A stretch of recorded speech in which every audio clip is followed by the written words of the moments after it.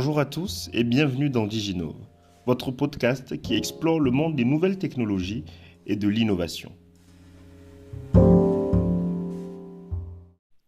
Je m'appelle Sylvanus Oubeke, consultant en transformation digitale, et aujourd'hui, je vais vous parler de l'industrie 4.0. Au travers de nombreuses recherches, nous avons enfin pu nous constituer une vision assez clarifiée de ce qu'est l'industrie 4.0. Et dans ce podcast, on a essayé de vous la simplifier. L'industrie 4.0, c'est l'industrie du futur. La vision derrière concerne différents types de domaines industriels comme l'automobile, l'agroalimentaire, le retail, les industries lourdes en général. On comprend donc que l'industrie va regrouper toutes les techniques qui permettront de transformer des matières premières en biens de production, comme les gros systèmes de machinerie par exemple, ou encore en biens de consommation, comme les voitures et tout ce que nous pouvons utiliser dans notre quotidien. Alors, ce qu'il faut comprendre, c'est qu'avec l'avènement de la numérisation et des nouvelles technologies, l'industrie a connu de grandes révolutions au travers du temps. Dans sa première forme de révolution, c'était quand nous passions de l'utilisation de la machine à vapeur à la mécanisation de la production. Ensuite, dans sa deuxième forme, nous passions de la découverte donc de l'électricité au travail à la chaîne et à la production en masse. Dans sa troisième forme d'industrialisation, la révolution industrielle concernait donc l'introduction de la semi-automatisation et de l'entrée en jeu donc des ordinateurs et des robots. Et dans notre ère maintenant, la quatrième révolution industrielle, la quatrième industrie dans laquelle nous sommes, se caractérise donc par une automatisation quasi totale des chaînes de production, une utilisation encore plus poussée de l'outil numérique et des applications informatiques, de l'utilisation des systèmes de pilotage en temps réel et qui ont la possibilité d'échanger, de partager des informations entre les systèmes industriels eux-mêmes et même au travers d'Internet via des systèmes cloud. Et tout cela dans l'objectif d'améliorer la qualité, l'augmentation de la vitesse de production, de l'optimisation des processus et de développement de l'intelligence du système de production. On comprend donc au final que l'industrie 4.0 est une industrie dans laquelle on va rassembler plusieurs intelligences, plusieurs technologies, plusieurs façons de faire.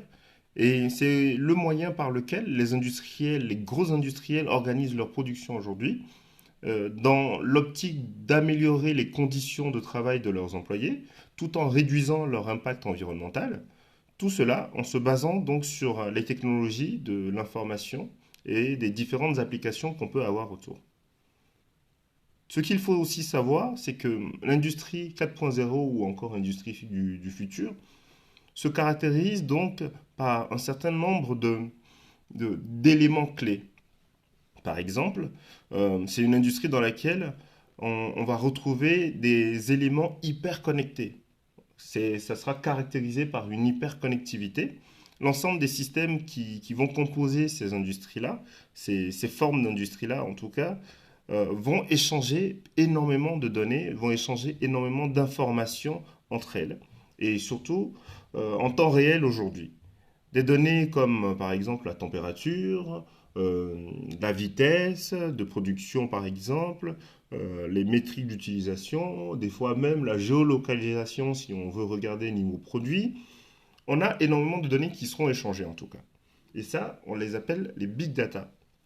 Je vous invite donc à écouter aussi notre épisode sur les big data. Donc ces différentes données, ces big data, sont récoltées au travers de plusieurs capteurs installés sur l'ensemble de la chaîne de production, sur l'ensemble de la chaîne de valeur industrielle. Et je vous invite aussi à regarder notre épisode Internet des objets. Et ces différents big data, ces données, permettront de faire de l'analyse, de l'optimisation, de la prédiction ou encore de l'anticipation de panne par exemple. On parlera donc de maintenance prévisionnelle. C'est une des caractéristiques qui appuie énormément l'industrie 4.0, la maintenance prévisionnelle.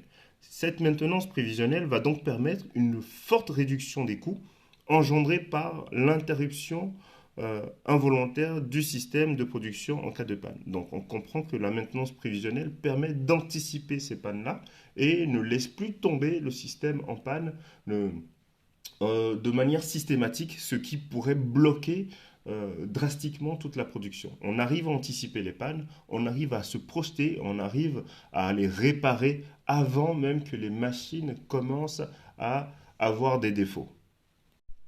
Un autre aspect de l'industrie 4.0 que j'aimerais vous partager, c'est que dans cette industrie, on a la présence de systèmes ou de robots collaboratifs, encore appelés des cobots. Et dans ces systèmes appelés cobots, ils sont dotés, on retrouve énormément de capteurs d'intelligence qui vont permettre de travailler avec les humains au quotidien en supprimant les risques d'accidents de travail, par exemple. Ils sont même pilotables à distance. Donc, ces systèmes vont interagir entre eux pour rendre encore plus efficace la production et plus optimale la gestion que les humains faisaient donc de la chaîne de production. Quelque chose de très intéressant aussi que j'aimerais vous apporter dans cet épisode, en ce qui concerne l'industrie 4.0, on parle aussi souvent de CAO, de conception assistée par ordinateur. Alors, c'est une technique de conception qui utilise des logiciels spécifiques pour préparer la production avant de la lancer. Elle permet donc de modéliser la future chaîne de production et les éléments qui la composent. À cette technique, on va associer donc plusieurs autres technologies, comme par exemple la réalité virtuelle, la réalité augmentée, qui vont permettre à l'entreprise de simuler intégralement, ou en tout cas au quasi réel, toute la chaîne de production. Et je trouve ça très très intéressant, parce que ça baisse énormément les coûts. Après ça, les industries du futur vont utiliser d'autres techniques, par exemple comme l'impression 3D. Donc, nous sommes aussi en train de préparer un épisode sur l'impression 3D, donc pour après. Mais cette technique permettra donc d'imprimer les éléments qui ont été conçus dans le virtuel afin de les tester maintenant dans le réel avec des prototypes. Et ça, l'industrie 4.0 l'a intégré et c'est quelque chose qui permet drastiquement de baisser des coûts, de faire des tests, de faire des essais avant de lancer une production finale. Alors, en ce qui concerne les compétences qui vont être demandées dans cette forme de révolution industrielle, dans cette nouvelle forme de révolution industrielle, on en a vraiment plusieurs. Donc, forcément, qui dit technologie, qui dit plusieurs autres technologies différentes, on va retrouver forcément plusieurs métiers qui vont s'accorder entre eux. Donc, on peut parler par exemple d'ingénierie de systèmes industriels, de la robotique, des électrotechniciens, des électroniciens, des analystes de données, des automaticiens. Il y a tellement de métiers qui s'entremêlent dans cette technologie, je ne pense même pas que je pourrais tous les citer, en tout cas aujourd'hui. Donc, soyez à l'écoute de ça si vous êtes un passionné du domaine. Alors, je sais que vous allez me dire, ok, donc tu veux nous dire donc que l'industrie du futur ou l'industrie 4.0, c'est la merveille du siècle. Alors non, je ne vais pas dire ça. Bien au contraire, je dirais que l'industrie du futur n'est pas tout à fait tout blanc ou tout noir. Euh, Elle est confrontée à ses propres défis aussi, comme toutes les autres formes d'industrie ou de technologie. Donc l'un des plus grands défis aujourd'hui, en tout cas pour ma part, et que je juge ou pense important, est celui du développement durable et de l'éco-responsabilité. Est-ce qu'avec toute cette technologie et toute cette machinerie, est-ce qu'on pourra encore parler d'une industrie suffisamment propre? Je dirais oui et non, pourquoi pas? Parce que l'utilisation de l'intelligence artificielle, des objets connectés, pourront en tout cas nous permettre de maîtriser les cycles de production pour produire le juste assez pour notre consommation en espérant optimiser les processus et limiter donc notre empreinte ou notre impact carbone. En tout cas, l'avenir nous le dira. Avant donc de vous quitter cette fois-ci, je vais vous laisser avec une petite interrogation dans la tête, une dernière petite question. Alors, selon vous, avec l'avancée des technologies d'intelligence artificielle euh, telles qu'on la voit aujourd'hui sous toutes ses formes, et de la robotique, de l'informatique quantique, de la 5G, de la 6G, je dis n'importe quoi, mais dans toutes ces technologies hyper avancées, dans ce monde hyper supra-connecté, est-ce que cela ouvre déjà une fenêtre sur une nouvelle forme d'industrie? Je veux parler de l'industrie 5.0. Selon vous, quels seraient les moteurs, les piliers, en tout cas, de cette nouvelle forme d'industrie qui pourrait apparaître? N'hésitez pas à me donner vos avis et merci encore de m'avoir écouté.